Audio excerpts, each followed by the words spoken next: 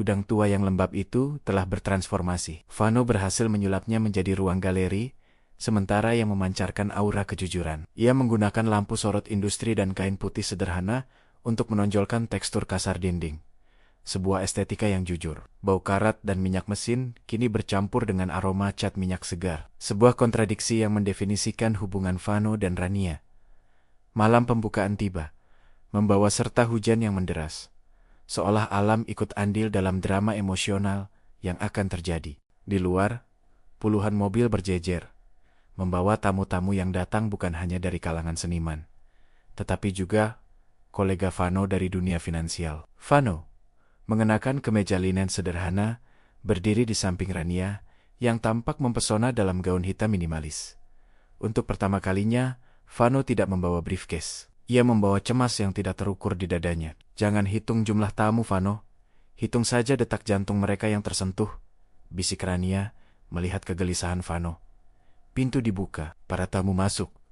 Suara gumaman mereka memenuhi keheningan yang awalnya sakral. Vano memainkan perannya sebagai konsultan etika keuangan. Ia menjelaskan model bisnis baru, galeri, kepada tamu-tamu. Ia berbicara tentang nilai intrinsik dan return on emotion, bukan tentang return on investment. Banyak yang bingung, beberapa tertarik, tetapi semua terpaku pada karya-karya Rania. Di tengah ruangan, terpajang lukisan jembatan di atas deret angka, dikelilingi karya-karya yang menceritakan perjalanan mereka. Ada lukisan berjudul angka 0 yang bersembunyi, dan keputusan irasional terbaik. Rania melukis Vano, melukis keraguan, dan melukis penyesalan yang menjadi laba di kemudian hari. Tiba-tiba, gumaman tamu mereda. Sebuah bayangan gelap melintas di pintu masuk. Itu adalah direktur. Didampingi oleh beberapa anggota dewan direksi lama Vano, tampak tidak senang di tengah suasana seni. Kedatangannya adalah kalkulasi yang pasti. Ia datang untuk memastikan kehancuran Vano. Direktur itu berjalan langsung menuju Vano. Matanya yang dingin menatap lukisan-lukisan itu dengan jijik. Sungguh kemunduran yang indah, Vano.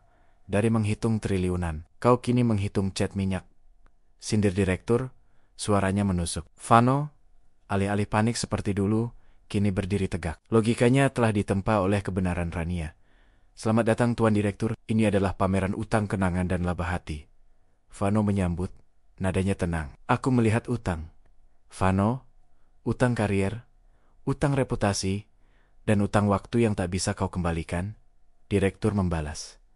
Rania maju. Ia berdiri di antara Vano dan direktur, sebuah perisai yang terbuat dari keindahan. Ini bukan tentang utang uang, Tuan Direktur. Ini adalah utang kejujuran. Rania menantang. Direktur tersenyum remeh. Dan apa labanya? Kekalahan yang kau sebut seni. Labanya adalah jiwa yang kau cairkan. Dan kini kami selamatkan, Bano menimpali. Direktur itu berjalan ke lukisan jembatan di atas deret angka. Lukisan ini, Vano, apakah ini harga yang kau bayar untuk pengorbanan konyolmu? Direktur mengejek. Rania menjelaskan. Makna lukisan itu dengan penuh gairah.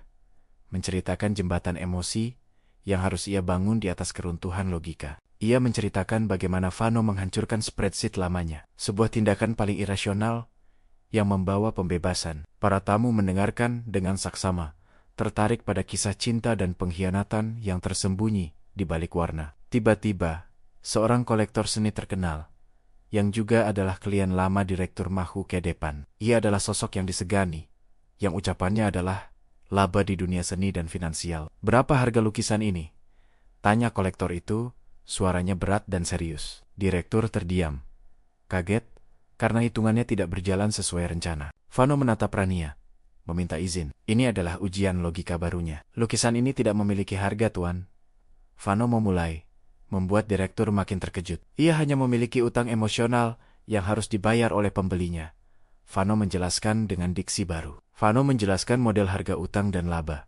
Pembeli harus menulis surat yang menjelaskan apa yang mereka korbankan demi kebahagiaan sejati. Mereka harus membayar harga pokok material lukisan, dan utang emosional akan dibayar melalui kejujuran mereka. Ide itu gila tidak terukur, dan benar-benar melawan setiap prinsip pasar seni yang ada. Namun, kolektor itu tertawa, bukan tawa mengejek, melainkan tawa kekaguman. Sebuah model harga yang berani, logika yang menghancurkan dirinya sendiri demi cinta, gumam kolektor itu. Aku ingin membayar utang emosional ini. Aku ingin memiliki lukisan ini. Putusnya, Dan itu adalah pernyataan laba terbesar. Direktur tampak pucat pasi. Rencananya untuk melihat Vano dipermalukan menjadi bumerang. Kehadirannya justru mengesahkan keunikan dan keindahan dari pameran utang, kenangan dan laba hati. Rania dan Vano saling pandang. Mereka tahu, kemenangan ini bukan hanya tentang lukisan, tapi tentang pembenaran hidup mereka. Vano menatap direktur, matanya tidak lagi takut, tetapi penuh belas kasihan. Kau masih bisa menyeberang, Tuan Direktur. Jembatan selalu terbuka, kata Vano lembut. Direktur itu menengus dan berbalik pergi. Dikelilingi aura kegelapan yang kental, dan ia menghilang di balik kerumunan. Tanpa antagonis, suasana gudang kembali tenang, dipenuhi energi positif dan kekaguman. Lukisan jembatan di atas deret angka berhasil terjual dengan utang emosional. Karya-karya Rania lainnya juga mulai mendapat tawaran dari orang-orang yang tersentuh oleh narasi jujur di baliknya. Di sudut ruangan, Vano melihat seorang wanita tua menangis di depan lukisan Rania yang berjudul 13 tahun di antara jeda. Vano mendekatinya, menawarkan sapu tangan tanpa kata. Lukisan ini menceritakan kisahku. Kisahku yang menunggu sebuah pengakuan, kata wanita tua itu. Vano merasakan getaran, menyadari bahwa seni Rania adalah cermin bagi jiwa-jiwa yang terluka. Rania datang memeluk wanita itu. Sebuah koneksi emosional yang jauh lebih berharga daripada semua uang di bank. Malam itu berakhir dengan sukses besar. Mereka tidak menjadi kaya, tetapi mereka menjadi relevan. Laba mereka malam itu adalah validasi bahwa mereka benar. Vano dan Rania merayakan kesuksesan kecil itu dengan kopi dan mie instan di sudut gudang yang kini terasa seperti istana. Apakah kita berhasil, Rania? Secara logis, penjualan ini baru menutupi biaya material. Vano tersenyum. Kita berhasil, Vano. Kita berhasil menarik perhatian orang yang tepat. Rania membalas. Matanya berbinar. Di atas meja, tergeletak surat utang emosional dari kolektor. Itu adalah kisah penyesalan yang jujur. Vano membacanya, dan ia menangis. Tangisan itu adalah pelepasan terakhir dari armor logisnya. Kolektor itu menulis bahwa ia mengorbankan keluarganya demi angka, dan lukisan itu mengingatkannya untuk kembali. Pagi tiba, menyisakan kekosongan di gudang yang kini terasa sepi, dengan beberapa lukisan yang sudah terjual. Vano menghitung, bukan uang, tetapi jumlah surat utang emosional yang mereka terima. Ada 20 surat, masing-masing menceritakan kisah penyesalan, pengorbanan, dan pencarian keindahan. Ini adalah kekayaan kita yang sesungguhnya. Vano, 20 jiwa yang tersentuh, kata Rania, memeluk tumpukan surat itu. Mereka memutuskan untuk menjadikan pameran ini sebagai model bisnis permanen mereka. Galeri utang dan laba hati. Vano kini memiliki gelar baru, juru bicara seni yang beretika, dan ia bersemangat dengan peran itu. Ia menggunakan keahliannya untuk mengatur keuangan, tetapi tujuannya adalah kebenaran. Rania kini memiliki kanvas yang tak terbatas, didukung oleh logistik yang terstruktur dari Vano. Mereka berencana untuk menyewa gudang ini secara permanen, menjadikannya rumah dan studio mereka. Aku butuh data baru, Rania.